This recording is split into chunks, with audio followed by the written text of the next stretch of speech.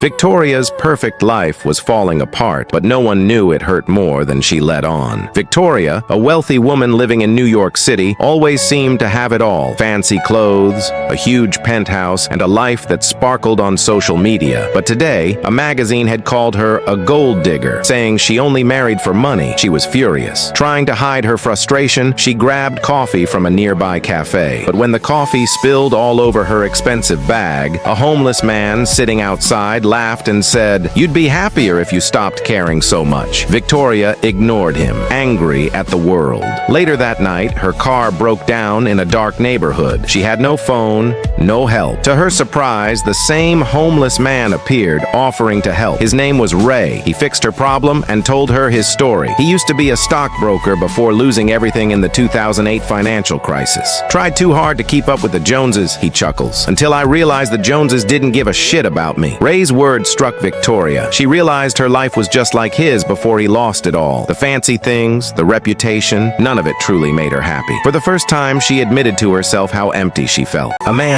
froze. A woman's face turned red. She was choking. Instinct took over. He jumped up, wrapped his arms around her, and squeezed. The food flew out. She gasped, coughing. Relief washed over him as their co-workers clapped. But the woman didn't smile. She bolted to the bathroom. 2 days later, HR called him in. The man sat, confused. "Is this about Lily?" The HR rep nodded. "She filed a complaint. She said you made her uncomfortable." Jack's stomach dropped. "I saved her life." "We understand," but she felt uneasy about the physical contact. A week later, HR cleared him, but the damage was done. The man stopped joking with the woman. No more invites to lunch, no more casual chats. Just work. One day the woman pulled him aside. "Why are you acting weird? Are you mad at me?" The man exhaled. "I'm just being careful." Her face fell. She turned away. They still worked together, but the friendship, gone. The man learned something that day. Even good intentions can have consequences.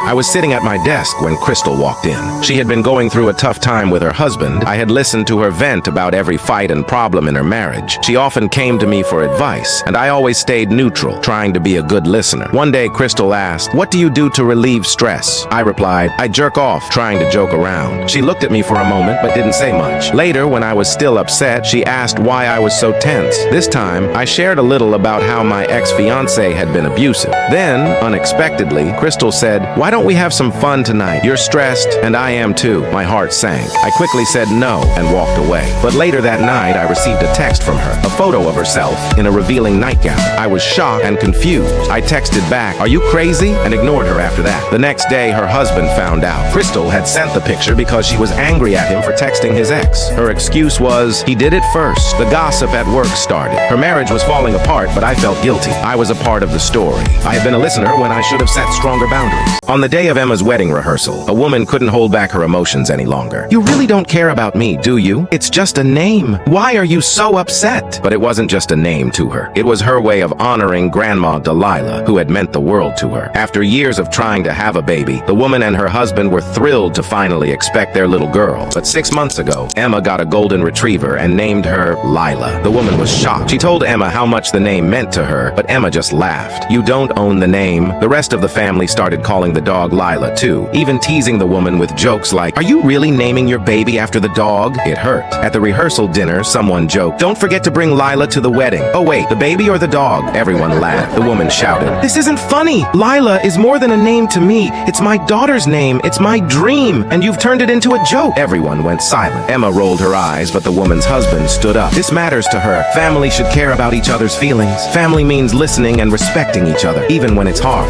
One morning, Jane's 13-year-old daughter Emily asked if she could spend a week at her grandparents' house with her aunt and cousins. Jane, pleased with the idea, agreed, happy that Emily would enjoy herself before the holidays ended. However, when Jane returned home, she discovered that Emily had taken her phone charger. This wasn't the first time. Jane had already spent over $100 replacing chargers that Emily had lost or broken since Christmas. This was the second one in just 2 days. Frustrated and unable to contact Emily, Jane called her sister, demanding that the charger be returned before they left for the trip. When her sister brought it back, Emily showed attitude, suggesting Jane should drive over an hour to get another charger she left at her dad's. Furious, Jane decided to cancel the trip, believing Emily needed to learn respect for others' belongings. Despite Jane's decision, her sister took Emily anyway, ignoring Jane's explicit instructions. Feeling betrayed and undermined, Jane called the police, who returned Emily home. Jane's family criticized her for overreacting, but she she stood firm, believing that her daughter needed to learn the importance of respecting boundaries. One cold evening, George, a retired teacher, was walking home from the library. Suddenly, a young man pushed him to the ground and stole his bag. As the thief ran away, something shiny fell to the ground. It was a bracelet with a key on it. He picked it up. George was angry and sad. As a lifelong educator, he had always believed in the potential for change, even in troubled youth. But now, he couldn't help but question, can people really change? One day at the community center, George saw the thief. His name was Jackson, a 19-year-old doing community service for his crime. Jackson froze when he saw George. I'm sorry. That night, George couldn't sleep. The image of Jackson's ashamed, frightened face replayed in his mind. He didn't look like a hardened criminal, but more like a lost boy.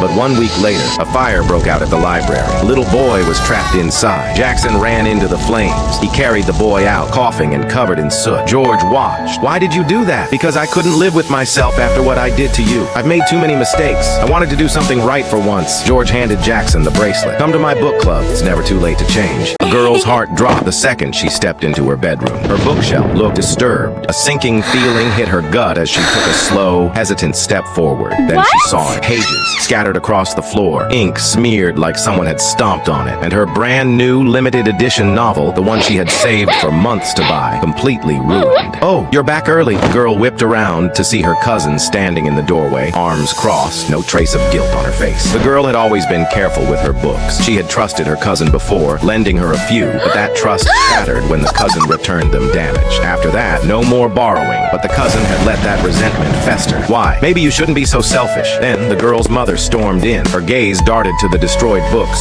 What did you do? The cousin's mom arrived minutes later, but instead of an apology, she scoffed. They're just books. She can buy new ones. This isn't about books. It's about respect. And for the first time, the cousin's smug confidence faltered. She had expected to get away with it. She was wrong. Actions have consequences, and this time she would face them. One morning, a man woke up early to make breakfast for his young son. He saw his wife sitting at the table, smiling brightly. I want to stop working for 5 years and enjoy life. I'll travel, shop, and do all the things I've always dreamed of. What about the bills? You can handle them. You already pay for most of our son's expenses. Maybe work overtime if you need to. He thought about how hard he worked every day, balancing his job and family responsibilities. He paid most of the bills and still managed to keep things steady. She would spend her savings on fun while leaving him to cover everything. He felt trapped and unappreciated. One night, his wife's car had broken down on a mountain road. Can you come get me? When he arrived, she was shivering by the roadside. On the drive home, while I waited for you, I thought about everything. You've been carrying so much for our family. I never stopped to see how hard it's been for you. I want you to enjoy life, but we need to share the load. We're partners, not two separate people living apart. You're right. Let's figure out a plan that works for both of us. From that night, they talked more openly. Family isn't just about love. It's about teamwork, too. This old man threw his Bible in the trash after his wife got cancer. God is a liar,